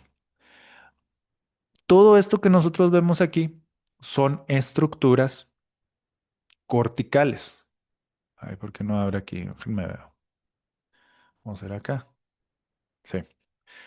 Todo lo que nosotros vemos aquí, compañeras, esto que alcanzamos a ver con nuestros ojos se le llaman estructuras corticales. La corteza prefrontal, pues es una de las estructuras más importantes dentro del desarrollo de las personas, ¿verdad? Porque como lo mencionábamos, tiene estas características de la ejecución, de la planeación, de la charla con uno mismo. Prácticamente es lo que nos hace seres humanos. Por ejemplo, hay otros animales que tienen incluso el cerebro mucho más grande que el ser humano, pero esta parte frontal la tienen más reducida. Entonces, esto básicamente, cuando vemos un cerebro así por fuera, ¿verdad? Muy bonito él, así incurvado y todo esto, estamos viendo estructuras corticales, es decir, que se pueden ver. Cuando hay una diserción y podemos ver lo que hay dentro del cerebro, las estructuras internas del cerebro, estamos hablando de estructuras subcorticales. Y en estas estructuras subcorticales existe un sistema muy importante llamado el sistema límbico que se relaciona específicamente con las emociones. Todo lo que tiene que ver con las emociones se encuentra internamente en nuestra parte interna del cerebro. Y conforme vamos, y el cerebro, cuando nosotros nacemos, el cerebro no se ejecuta de manera inmediata y se complementa totalmente en el momento de que nacemos. Como ustedes vieron ahorita, les decía que la parte frontal del cerebro es la que tarda hasta los 25 años de terminar de madurar. Pero la parte interna de nuestro cerebro, como las emociones, esas desde que nacemos, desde que estamos en el plano de la luz de la vida diaria, de que salimos del vientre de nuestra madre, empieza a funcionar correctamente. Y su manera de expresarnos por medio de emociones es mediante el llanto, imagínate, un bebé cuando empieza a llorar o cuando empieza a pedir comida, pues es porque las emociones empiezan a hacer su función para tener este medio de comunicación con su mamá. Entonces, desde que nacemos prácticamente estas son las estructuras más importantes. Y más abajo, pues tenemos las partes más internas que van a las necesidades biológicas del ser humano, como comer, respirar, todo lo que tiene que ver con los procesos automáticos biológicos que nos mantienen vivos. Y el medio de comunicación desde que nacemos es el sistema límbico. Y ahí se encuentra el llamado amígdala cerebral, que les comentaba ahorita en el ejemplo. La amígdala cerebral es ese interruptor que nos hace perder el control, pero que también es importante para la supervivencia. Si vemos que un perro viene corriendo con intenciones de mordernos, inmediatamente nos protegemos. Si vemos que un carro viene directo hacia nosotros, brincamos a la banqueta y no tenemos ni qué pensar, porque la amígdala cerebral, que se ubica en el sistema límbico, nos da esa señal para salvaguardarnos. Y también ahí se encuentra el hipocampo. El hipocampo es muy importante en los procesos de memoria y aprendizaje. Aquí es donde se registran experiencias, es nuestro banco emocional y vamos aprendiendo y registrando todas las emociones. Pero sinceramente, si nosotros quisiéramos hablar del sistema límbico, pues en realidad tendríamos que hacer este zoom y ver que es una serie de áreas y de estructuras y de múltiples formaciones ahí que tendríamos que tratar de entender porque ni los neurocientíficos más avanzados podrían todavía decirnos a ciencia cierta cómo funcionan cada una de estas áreas, pero lo que sí podemos hacer es entender de manera básica y poderlas aterrizar a nuestra cotidianidad. El sistema límbico está formado por un conjunto de núcleos y estructuras subcorticales que trabajan en coordinación con la corteza prefrontal para gestionar las emociones. Mientras la emoción surge de forma espontánea y automática, la corteza prefrontal intenta comprenderla, regularla y expresarla adecuadamente. Cuando aparece una situación de peligro o alerta inmediata, el sistema límbico asume el control a través de su botón de emergencia, que es la amígdala cerebral. En el entorno escolar no deberíamos activar constantemente un sistema de alarma con estrés o presión excesiva. Es decir, si un alumno que va al aula de clases se siente amenazado, es como si estuviera a punto de activar su amígdala cerebral. Y una vez que activa su amígdala cerebral es descontrol, es tomar el control de toda la conducta para sobrevivir. Yo creo que todos hemos pasado por esa experiencia, ¿no? Cuando tenemos un disgusto con una persona y podemos llegar a perder el control de nuestro comportamiento. Y eso es algo también que puede estarse alimentando con el día a día. Imagínate que te levantas en la mañana, tienes una discusión con tu pareja, se te ponchó el carro, se te hizo tarde, vas enojado, vas enojada en el tráfico, todo te está saliendo mal, llegas al aula de clases y luego llega una compañera y te dice, oye, te ves más gordita, o te ves más, o te hace un comentario simple así. Y ahí puedes detonar en secuestro por la amígdala. ¿Qué te pasa? ¿Por qué me dices eso? Y esto es importante también saberlo porque cuando entendemos este tipo de cuestiones, podemos empezar a gestionar mejor nuestras emociones, a darnos cuenta de nuestro pensamiento para que no esté alimentando una corriente de una emoción que vaya a desencadenar una conducta agresiva, ¿verdad? Bueno, el objetivo es mantener un ambiente emocionalmente seguro y equilibrado donde los neurotransmisores favorezcan la calma, la atención y el aprendizaje estable. Miren aquí, dejen ver si le puedo poner aquí que no se escuche. Aquí tenemos un ejemplo del secuestro por la amígdala. Este es un video que se registró sobre un docente que alcanzó a un alumno y lo maltrató de manera muy brusca. Eh, Aquí se describe este secuestro de la amígdala. ¿Qué fue lo que pasó para que un docente con la experiencia, porque vemos ahí pues que es un docente ya mayor, ¿verdad? Tuviera este arrebato en su conducta, se acercara a este joven y le diera esta agresión física. No hay justificación, ¿verdad? Para esto, pero sí hay una explicación. Es un secuestro por la amígdala. Si buscamos información sobre este maestro, vamos a ver que tenía muy buenos reconocimientos, estaba reconocido por su escuela, era muy buen maestro, lo tenían en muy buen estándar de maestro. Sin embargo, hubo algo que lo hizo perder el control. Pues ya no sabríamos, ¿verdad? Decir que fue problemas en la familia, problemas en casa. La gota que derramó el vaso fue a la mejor una conducta que hizo este joven. Pues aquí está un ejemplo del secuestro por la amígdala. Compañeras, algunas veces o alguna vez has sentido este secuestro por la amígdala? ¿Te ha pasado? ¿Te identificaste en algún momento diciendo, y sí, ya me acordé cuando la regué, cuando pasó esto? Sí, Sí, Silvia. sí, Y- pero me detengo antes de que sea grave. Sí, y bueno, eso es educación emocional, ¿verdad? Muy intensa, ¿verdad? El poder tener el control de mejor me voy, mejor salgo corriendo antes de que la vaya a regar. Pero muchas veces el secuestro de la amígdala es una emoción tan intensa que te hace reaccionar de manera inmediata. Y es que, mira, hay dos situaciones. Por ejemplo, si vemos un peligro muy fuerte, ¿verdad? Obviamente vas a reaccionar para protegerte. Acá en el estado de Chihuahua, bueno, y como a lo mejor en muchas partes de la República de México, pues hay mucha inseguridad. Hay mucho problema en las calles, en los lugares, en los contextos, en los diferentes contextos educativos.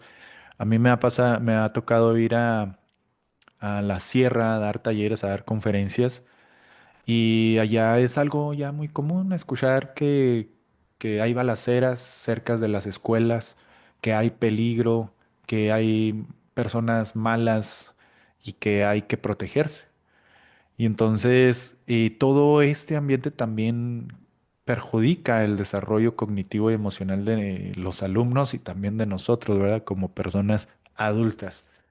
Entonces, bueno, el siguiente, y creo que ya de los últimos temas, neuronas espejo, el poder de lo que transmitimos. Aquí tenemos a las llamadas neuronas espejo, que ahorita también al inicio de la clase hicimos mención de ellas. Y también cuando mencionamos sobre los lóbulos cerebrales, en el lóbulo temporal es donde principalmente vamos a poder ver esta concentración. Otra de las cosas interesantes es que cada estructura de nuestro cerebro, cada parte de nuestro cerebro que vimos, la parte frontal, la parte occipital, la parte temporal, la parte parietal, todas esas estructuras neuronales están compuestas por un grupo de neuronas que hacen un trabajo específico. Aquí enfrente hay puras neuronas que se encargan de ver el momento real, de explicar, de planificar, de ejecutar. Acá hay neuronas que se encargan de la empatía, de conectar emociones, de escuchar las palabras, de entenderlas. Acá hay puras neuronas que se encargan de ver objetos y darles sentido. Acá en la parte parietal hay puras neuronas que se encargan de darle sentido a la posición del cuerpo y de entender en qué momento del espacio y tiempo estoy. Pero aunque tengan una especialización, pues no significa que estén separadas. Están interconectadas todas, ¿verdad? Pero es un grupo de neuronas que se van especializando en una función correspondiente. Las emociones se contagian y el cerebro lo sabe. Las neuronas espejo nos permiten sentir y reflejar la emoción del otro. Tu lenguaje corporal, tono y calma se replican en tus alumnos. Un maestro tranquilo activa cerebros tranquilos. Aquí tenemos una estructura, la estructura de la neurona. Aproximadamente tenemos un 86 mil millones de neuronas. Cada estructura cerebral cumple una función específica Y cada una de esas funciones está equipada con millones de neuronas que la hacen posible. Estas neuronas son las encargadas de recibir, procesar y transmitir información mediante impulsos eléctricos y químicos. Antes de hablar de neuronas espejo, que son las responsables de la imitación, la comunicación emocional y la empatía, es importante comprender que toda neurona es una célula especializada con varias partes esenciales. Están aquí partes esenciales y muy importantes de las neuronas. Esta sería la estructura básica de una neurona. Por ejemplo, tenemos las dendritas, que vendrían siendo estas prolongaciones que se ven aquí. ¿Sí? Y luego tenemos el núcleo, que vendrían siendo esta parte del medio. Este vendría siendo el núcleo. Y luego tenemos el axón, que es esta así como salchichita que se extiende a lo largo. Tenemos axón, hay axones muy largos, otros más cortos, ¿verdad? Pero incluso hay uno que puede medir hasta más de 1 metro, un axón. Por aquí pasa la información. Bueno, en las dendritas se recibe lo que viene siendo la información por medio de los botones sinápticos. Y en el núcleo se procesa esa información. Ahí se sabe si esa información es buena o es mala y contiene material genético y regula la actividad celular. Y por el axón se envía la información. Es el potencial de acción que se le llama y conduce el impulso eléctrico hacia otra neurona. La vaina de mielina es esta parte, es en esta misma extensión, así se vería la vaina de mielina, que viene siendo este recubrimiento del axón. Es como la protección de ese cable para que la información llegue lo más rápido posible. Y entre más, aquí hay un dato interesante. Bueno, hay varios datos interesantes que los van a ir viendo también en el desarrollo de su curso.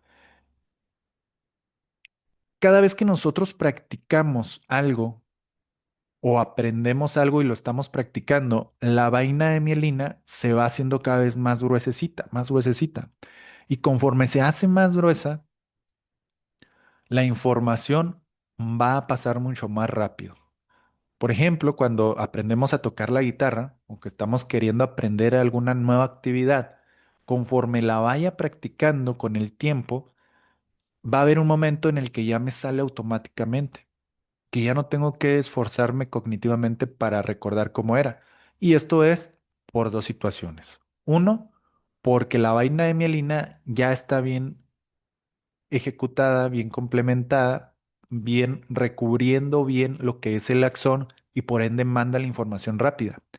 Y la segunda es porque en las dendritas que están aquí hay otras pequeñas prolongaciones llamadas espinas dendríticas. Y estas, con el tiempo, con la práctica, se van madurando y se van haciendo cada vez más fuertes y de esa manera pasa la información mucho más rápido, de neurona a neurona. Y por último tenemos acá en la parte inferior lo que vienen siendo los botones sinápticos. Se encuentran al final del axón y liberan neurotransmisores. Esta parte. Estas son las que se comunican ya con otras neuronas. Aquí en la siguiente imagen podemos ver cómo se comunican por medio de estas neurotransmisores, se les llama, y son químicos que se intercomunican entre neuronas. Vamos a ver qué tenemos aquí.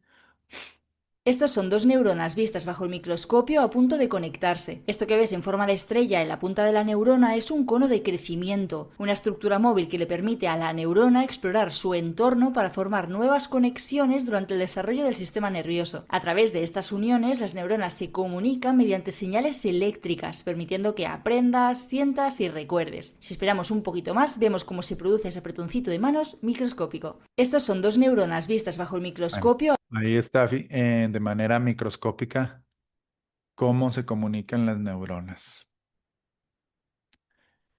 También ese video ahí se los comparto, para que lo vean con mayor detenimiento.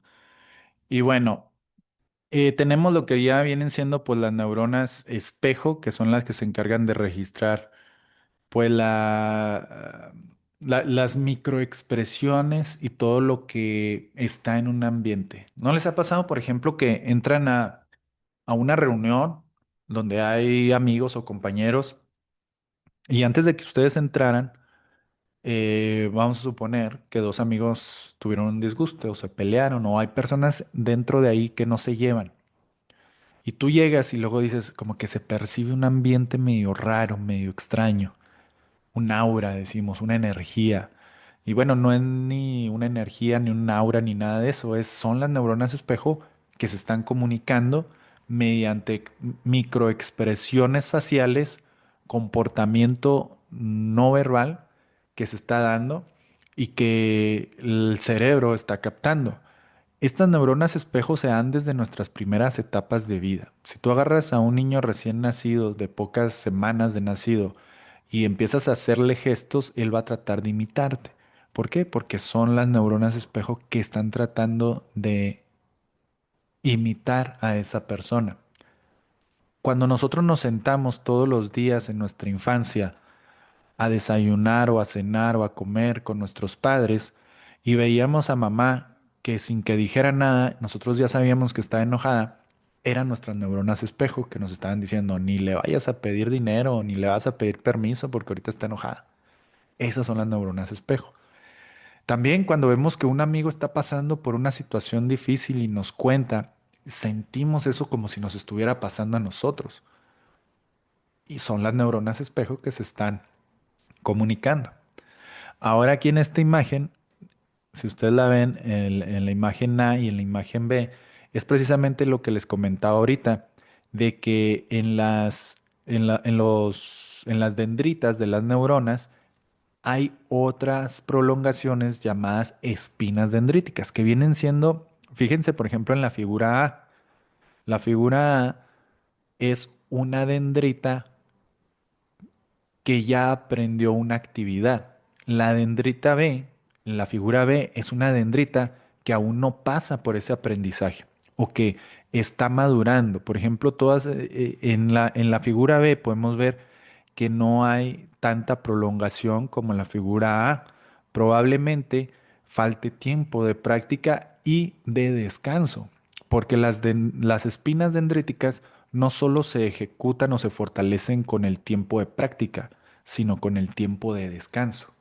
Cuando nosotros decimos, es que tengo que aprenderme todo esto para mañana, pues no, no te lo vas a aprender. Necesitas de tiempo para descansar, que tu cerebro procese esa información y que tus dendritas, tus espinas dendríticas se vayan fortaleciendo.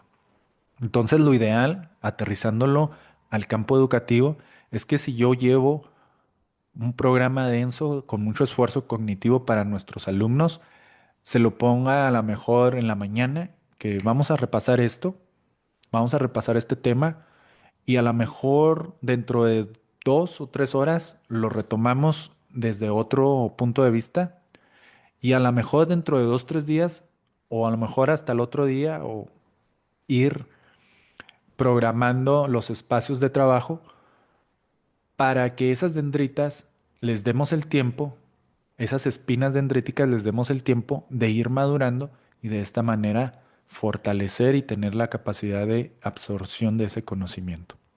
Creo que por ahí también les dejé, nomás que no me acuerdo en qué clase era, de una anécdota de un alumno que dice que tenía una maestra de inglés que le llamaban la maestra otra vez. Y le pusieron así como sobrenombre porque cada vez que se equivocaban con la pronunciación de una palabra en inglés, los ponía a hacer una plana de no sé cuántas veces con una plana sobre esa palabra para que se la aprendieran. Y si se la aprendían, dicen ellos que lograban memorizar esa palabra, pero cuando terminaban de memorizar esa palabra, se les olvidaban 5 palabras que antes ya conocían. Entonces, esa anécdota que cuenta este alumno en esa historia, voy a ver si se las compartí, si no la vuelvo a buscar y se las comparto. Es un ejemplo de cómo las espinas dendríticas necesitan de tiempo para que se fortalezcan y que es un proceso biológico, no es un proceso de que inmediatamente cuando ves algo nuevo, lo vas a aprender.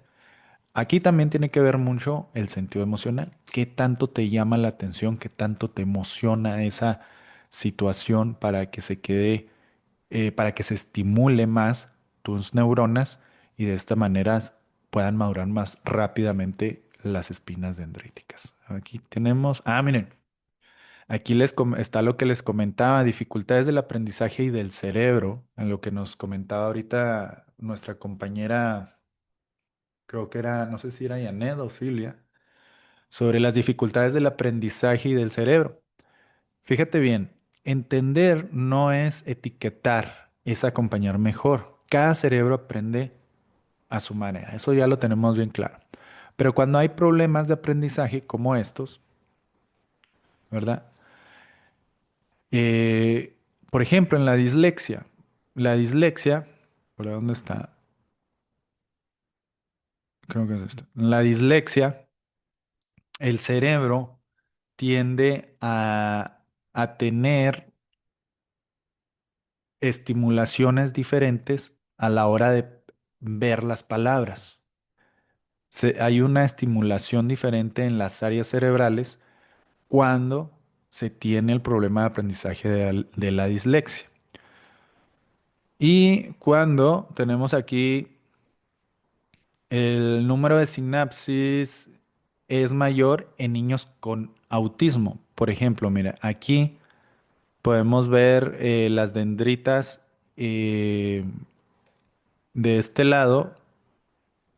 Mira, y es que no se ve muy bien por la imagen. Voy a ver si le pongo un fondo blanco. Pero mira, aquí en este primer ejemplo se muestra una neurona con diferentes prolongaciones, con diferentes extensiones de sus axones. Y dice aquí que el número de sinapsis es mayor en niños con autismo, que es el de la izquierda, es este, que el de los neuronas sin esta anomalía, que es el de la derecha. Los niños con autismo tienen mayor segregación de este tipo de neuronas, de neurotransmisores, pero no quiere decir que porque tengan más, pues van a ser más empáticos, sino lo contrario, que hay un desajuste y un desequilibrio más intenso de los neurotransmisores, que se encuentran precisamente, si tú te fijas en el cerebro, en la parte donde están las neuronas espejo, ¿sí? De regulación de dopamina y foco. Bueno, eso es en el TDAH, que en el TDAH es este. En el TDAH eh, dice escasa cantidad de dopamina disponible en las neuronas. Aquí miren, aquí se ve. No hay tanta dopamina. La dopamina es la neurona, es el neurotransmisor de la recompensa, ¿sí? Y acá tenemos la otra que es abundante cantidad de dopamina. Cuando no hay TDAH tenemos más dopamina y cuando hay TDAH hay menos dopamina. Y bueno, un buen diagnóstico abre caminos, no etiquetas. Te da estrategias, te da formas de entenderlo y poder impartir estrategias específicas. Neurotransmisores y emociones. Aquí llegamos al siguiente tema de que hay diferentes neurotransmisores. Entre ellos, pues está el glutamato. El glutamato es la chispa del aprendizaje.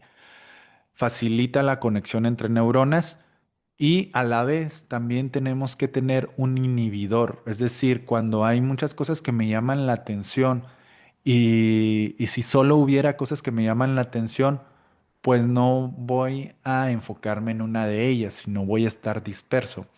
Por ejemplo, los celulares, ¿no? Cuando agarras un celular y nomás estás dándole scroll, scroll, scroll, es porque hay mucha novedad, mucha novedad, mucha novedad, pero no hay algo que te capte la atención y te haga quedarte ahí.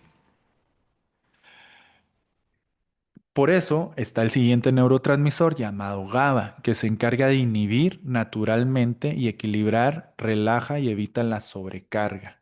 Por eso es importante también el aprender a aburrirnos. Ya es muy difícil que nuestros alumnos o incluso nosotros tengamos estos procesos de aburrimiento, ¿verdad? Donde ya hay mucha sobreestimulación, donde quiera podemos tener videos chistosos o de entretenimientos o cosas que nos agradan, ¿verdad? Pero también debemos de tener de manera natural cosas que nos agradan y cosas que ya queramos dejar de verlas. El sentarnos en nuestro sillón sin hacer nada es una manera equilibrada de entrar en un momento de relajación y dejar esa sobreestimulación cognitiva. Y luego tenemos la oxitocina, que es el vínculo, la empatía y la confianza. ¿Cómo se traduce esto dentro del aula de clases? Un ambiente sano, un ambiente equilibrado, donde el alumno no se siente agredido. Y la adrenalina reacciona ante el estrés, la urgencia y activa al cuerpo. Y casi siempre va acompañado junto a la noradrenalina, que es algo que la adrenalina, por ejemplo, el ejemplo que te di, ¿verdad? Sobre mis conferencias, cuando abordo una conferencia y hago esta explosión de comportamiento y que llamo la atención, ahí hay adrenalina. Y la noradrenalina es cuando enseguida de ese acto extraordinario, fuera de lo común, va cargada de un dato interesante, que es cuando ya te dan la atención, la energía, respuesta al reto. Y la acetilcolina también junto a ellos es la atención sostenida, la memoria y la plasticidad. Todos estos neurotransmisores tienen un,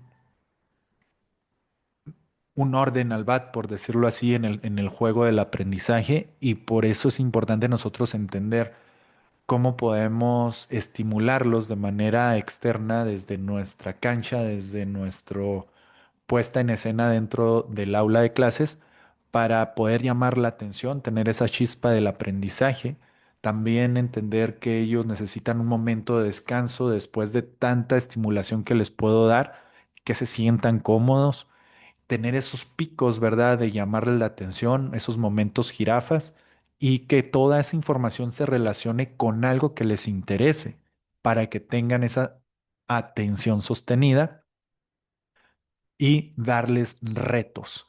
Para eso es la dopamina, que tengan retos. ¿Por qué? Porque una vez que cumplen ese reto, enseguida van a obtener una recompensa. Un lo hiciste muy bien, una estrellita en la frente que ya no se usa, pero una recompensa después de haberlo logrado. Y si aparte de eso le decimos, gracias a lo que hiciste, nos funcionó a todos, todos estamos agradecidos contigo, lo lograste. Si siente ese reconocimiento, entonces también vamos a ayudarle a segregar la serotonina, que es la calma, el bienestar y la estabilidad emocional. Y aquí, bueno, pues tenemos el ejemplo del placer y disfrutar. Cuando alcanzamos un objetivo, tanto cognitivo, emocional o físico, como puede ser desde leer un libro, jugar un partido de fútbol, hacer una prueba y adquirir una calificación aprobatoria por medio de tu esfuerzo, eso es disfrutar. Hay una segregación de serotonina. Y como vemos en el ejemplo aquí de este cerebrito, la serotonina se riega o se esparce por más espacios cerebrales que por el placer. Como vemos aquí en el placer, en el circuito dopaminérgico es más corto y regularmente viene después de una actividad que nos causó mucho desgaste o que nos causó esfuerzo. Me doy un placer como sentarme enfrente de mi televisor o de mi pantalla para ver un momento la serie preferida. Ese es el placer. Bueno, compañeros, compañeras, llegamos a esta parte final. Ya nomás les dejo la reflexión final de esta clase. Y dice así, llevamos dentro una masa encefálica de poco más de kilo y medio, compuesta por estructuras, áreas y núcleos que la ciencia ha ido descifrando a lo largo de los años. En este camino de autoexploración y descubrimiento, hemos construido y derrumbado teorías, ampliando nuestra comprensión del sistema nervioso central y de nosotros mismos. Hoy contamos con los conocimientos necesarios para aportar una nueva mirada a la educación, una mirada que, junto con los psicólogos o la psicología, nos permita generar no solo avances pedagógicos, sino también experiencias emocionales plenas. Porque educar con ciencia y con humanidad es quizá el ancla emocional que necesitamos para seguir extendiendo existiendo, perdón, y resistiendo a una era cada vez más caótica, compleja y carente de sentido humano. Esa sería la reflexión final. Y por último, les voy a dejar también en su clase de repaso este capítulo llamado División del Hemisferio Cerebral. Es una serie que está algo privada, no la encuentras en cualquier lugar. La vas a encontrar en mi canal de YouTube. Yo te la comparto en la clase. Y es básicamente para que comprendamos la integridad que tiene todo nuestro cerebro. Se trata de una persona que le hacen una división cerebral y cómo cambia funcionalmente su vida. Te comparto este video de la serie Tres Libras enfocada en temas de medicina y neurociencia. El capítulo se titula División del Hemisferio y su propósito es mostrar cómo se comunica y trabajan en conjunto los hemisferios cerebrales. A través de esta historia podrás observar el cerebro como un órgano integral que funciona de manera coordinada, interdependiente y holística. Esta serie también ahí se las voy a compartir. Bueno, ese capítulo de esa serie ya está cargada ahí en su clase. Esta clase, como es grabada, ¿verdad? Pues ustedes ya la van a poder ver si la quieren repasar. La van a poder ver el, el día de mañana, más tardar pasado mañana, ya va a estar disponible ahí esta clase. Si ustedes entran ahorita, pues van a encontrar esta clase, pero de la generación pasada. Entonces, a partir de lunes ya se renueva esta clase para que los que gusten pasar a retomarla, a verla, pues adelante, ahí va a estar. Bueno, compañeras, hemos llegado al final de esta clase. Me dio mucho gusto haber compartido con ustedes este espacio de conocimiento. No sé si tienen ustedes alguna pregunta, alguna duda o alguna inquietud. Con toda confianza, pues las escucho. Muchas gracias, todo bien. Todo Gracias. bien. Perfecto, maestra Silvia. Janet, ¿todo bien? Todo bien, dice por acá en el chat. Perfecto. Muy bien, bueno, pues no me queda más que despedirnos, desearles que tengan un excelente fin de semana, sabadito por la mañana todavía, bueno, ya mediodía. Es sábado, el cuerpo lo sabe, hay que descansar, compañeros, hay que aprender a descansar, a no quemarnos en nuestro trabajo, a no llegar al burnout, nunca, no despersonalizarnos, tener actividades personales que nos integren con nuestro medio, con nuestras personas preferidas, con nuestra familia, con nuestra pareja. Y para poder ayudar a nuestros alumnos o a las personas que tenemos a nuestro alrededor, pues primero tenemos que estar bien nosotros. Entonces, pues un gusto haber estado con ustedes cerca de estas 2 horas y no me queda nada más que desearles que tengan un excelente fin de semana. Nos vemos pronto. Que tengan un excelente fin de semana. No, hasta luego. Gracias. Hasta luego. Bye.